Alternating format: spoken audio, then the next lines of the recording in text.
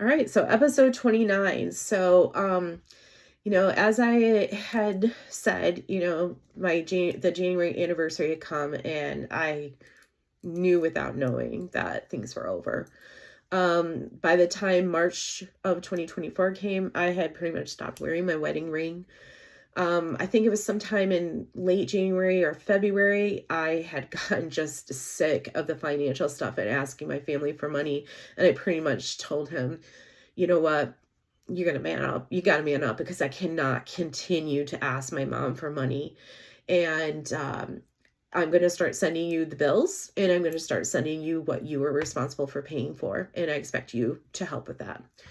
And so I did that. I started sending him basically every month what he was responsible for. And he would, try to meet that if he could. And I was starting to feel just a lot more confident in myself and relying less on him. I had always kind of felt like a single mom with raising our daughter because he'd be gone all the time. But this really in January, February, March was making me realize that I am a full-time single mom and I'm doing fine. And maybe I don't need him and his headaches and his stress. So finally in March, I started asking him, what is wrong? I just don't get this. What is wrong?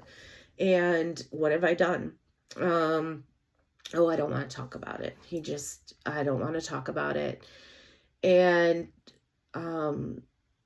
finally, sometime toward the end of March, I got him on a call one day and I was like, what is going on? Yeah, you're hardly calling or talking to me or your, excuse me, or your daughter. I understand you're truck driving, but you get breaks. You could always, when you have a break, you could send us a text or something or communicate with her, at least her. If you don't want to talk to me and you don't want to deal with whatever the problem is between you and me, fine. I'm an adult. But this bullshit has got to stop with our daughter. You need to make an effort to communicate with her. And he finally says to me, I can't give you what you want anymore. Just hear that. I can't give you what you want anymore. That was how he broke up with me. And I remember saying at him, what does that mean? And he basically was like, I just can't get out of this illegal stuff and I'm going to be more involved with it now.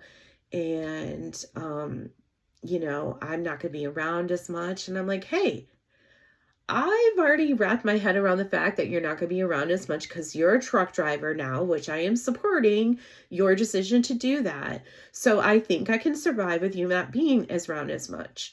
And he basically was like, no, I can't give you what you need. I don't know if I'm going to be able to financially help you.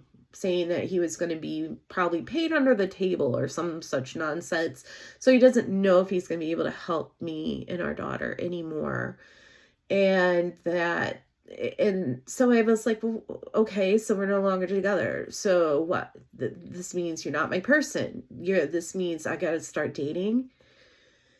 And I remember him saying something, and I don't remember the exact words, but I remember him mumbling something like, I'd be better off if I do that. Or, maybe something to that I'd end up with somebody better than him. And it was a mumble. And I didn't ask for clarification because at that point I was trying to talk him into staying with me. But looking back on it now, I think that was probably the one time in years that he was actually honest with me.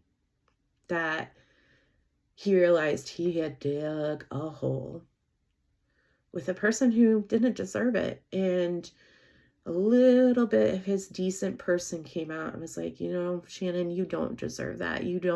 I don't deserve you, and you don't deserve dealing with my bullshit and fuckery anymore.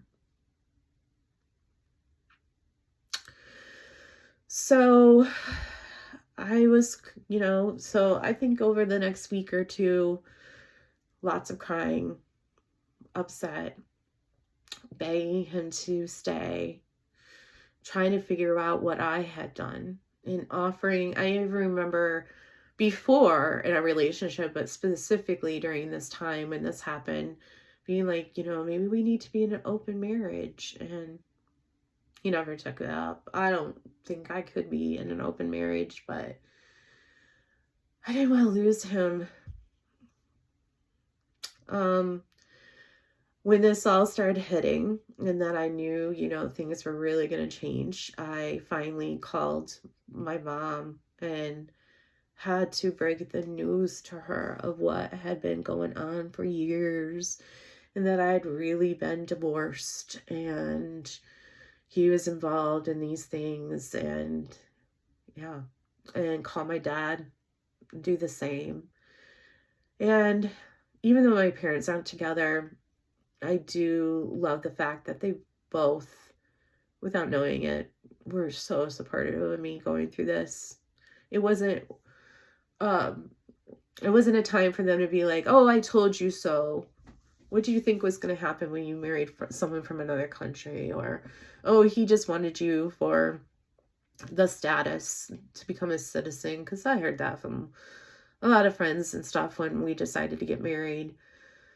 But no, they supported me. They wanted to make sure I was fine. They wanted to make sure our daughter was fine and we were going to be taken care of. And they said, don't worry about it. We'll help you. So yeah, so that is kind of how I was told that we were really done.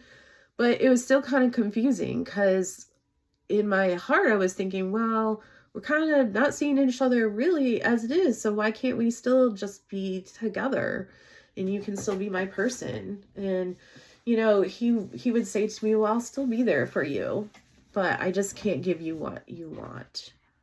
So yeah,